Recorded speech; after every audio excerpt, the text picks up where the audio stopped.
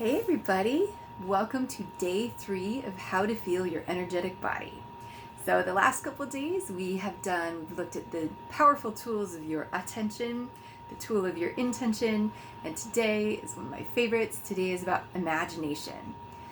So probably one of the biggest things I hear from people who are just starting down the path of energy work, whether they're just working on themselves or trying to figure out how to work on other people, they doubt themselves because they're like, well, I think I'm just imagining everything that I think is going on. And I'm always like, yeah, you are imagining it. It's perfect. That is how your intuition talks to you. But your imagination is also the way that you can talk to your body and talk to your energy body and physical body to move energy through your system. So, little story. When I was, and this is on my website, I think too, but when I was teaching yoga way back 8 years ago, my body was sort of giving out on me. I was so burnt out, and my body did not want to do another damn sun salutation. And so in order to conserve, I was teaching a lot because living in Seattle, trying to make money as a yoga teacher, it's hard. So to conserve my energy, I just, instead of doing the physical class to plan it, I was just rehearsing it in my head, and I got really good at it. And I would drive from Seattle to Bellevue and just rehearse it in my head and breathe in and out while I was rehearsing in my head the whole time. And what I noticed was that my body was seemingly getting all the benefits of the practice that I was going to be giving to other people and making them work really hard. Well, I was just visualizing, like I was stretched out, my body was relaxed, I was relaxed, my heart rate was lowered, I felt better about life, all these things, and but I wasn't getting into the injuries. It was awesome. So that's when I knew that for sure the visualizing could be super helpful. I went on to figure out that in sports, professional athletes use this concept all the time of rehearsing their game before they actually go into it, priming their body that way. They've actually done studies where they prove that you can build muscle just by imagining lifting weights instead of actually lifting weights, which is amazing. One more story just to bring the point home. I think that you guys have probably all heard by this point of a guy named Joe Dispenza. He's kind of a world-renowned author and speaker, and he talks about the mind-body connection. And he, in his 20s, he had a horrible back injury where he broke his back in multiple places. The doctor said he would never walk again, and he had to have a whole bunch of surgeries, and he didn't like that option. So he decided that he would just try to heal himself. And for 12 weeks, every single day, I think multiple times a day, he would imagine his spine realigning. And so he would work to kind of rebuild his spine in his imagination, one vertebra at a time. And he said in the beginning it was super hard because he did get distracted. And if he got distracted or dozed off in the middle of his meditation, he would go back to the beginning and start again. So he was pretty dedicated. But eventually he found that it became easier and easier for him to make his way through his entire spine and not lose focus. And he said eventually he felt like another force was sort of he calls it the sweet spot. I just heard him give this interview, and that's exactly how it feels for me too. You hit this sort of sweet spot where it's like something else takes over, and suddenly you're sort of receiving that imagination instead of working to create the imagination. It's kind of cool. So we're going to practice it today, and I don't know if you're going to get into the sweet spot today, but it starts with just creating the imagination. It begins there, and the more you practice it, the more interesting it becomes, and the more of an experience you're going to have with it. Awesome. Are you guys ready? So today, we're going to use, our area of focus is going to be around the heart, around the chest. And I'm going to lead you, this is going to be a 2-minute meditation, and I'll lead you through all the anatomy of the arms and chest and fingers, just because I know that this is a place where we all tend to hold a lot of tension. So I thought it could be an interesting place to start today with you guys. So when you're ready, just take a breath.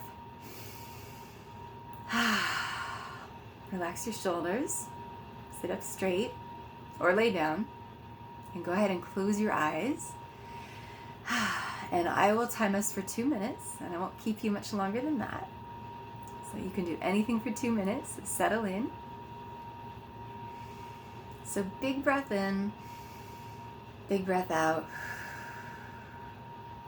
Okay, and I want you to begin to, in your imagination, see in your mind's eye that the front of your chest is kind of opening up like a portal.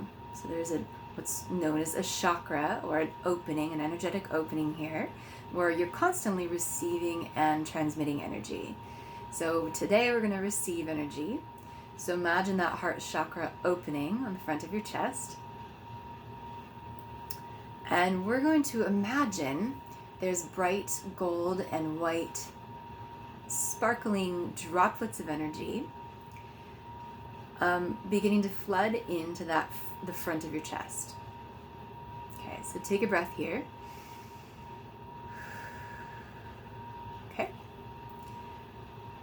Sticking to that. And notice, feel, imagine, sense. Not all of you are going to be super visual, but we're going to try our best. You might just feel it. You might just know it. But imagine, and however is easiest for you, that energy flows into your chest, underneath your sternum, into your beating heart. Imagine, sense, feel that energy moving into the lungs, into the ribs around all those organs. See it, feel it moving into your collarbones.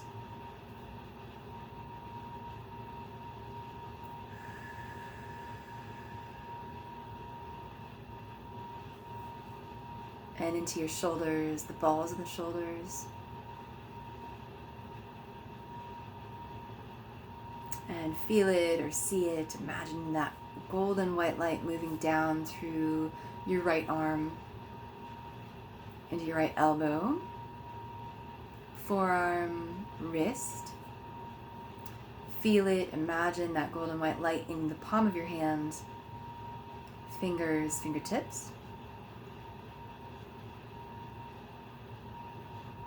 Okay, feel, imagine, sense that golden white light moving over to the left arm, left shoulder, left upper arm, left elbow, left forearm.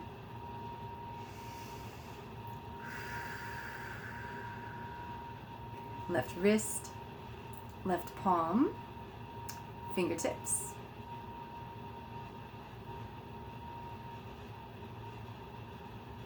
Good. All right, take a breath.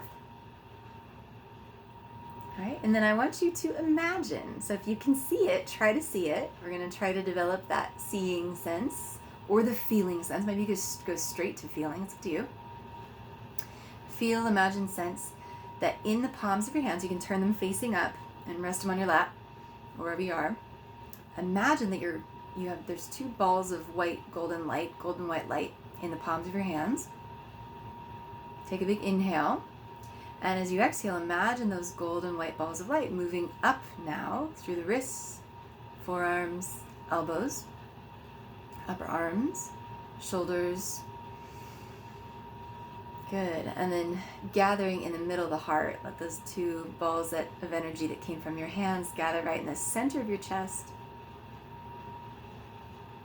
Okay. And you're going to imagine, sense, or feel that they join into one big ball of light, white light, right in the middle of your chest. And then that white light is just kind of radiating out and feeding your lungs, feeding your collarbones, radiating up into the muscles of your throat and down into the muscles of your diaphragm and upper belly. And just take one more breath here. Good. And then go ahead and open your eyes. Really good. So that's today. That's your little primer on imagination. And even if you didn't feel like anything happened, that is so good for you. And it takes practice. It takes practice to learn to hold your attention for longer and longer periods of time. But it's practice that I believe is so worthwhile. And it really does get more interesting over time the more you do it. So stick with it. Try it again today. If that felt good and you have another minute, try it again right now. maybe try another part of your body. There might be an injury somewhere in your body. Try it on the injured spot. Okay, so that's all for today. I'm going to see you guys tomorrow for another video on breath. So tomorrow's breath. All right, I'll talk to you soon. Bye. Oh, and leave comments. If you watch this on YouTube, if you go to YouTube, you can comment. I'll totally read them.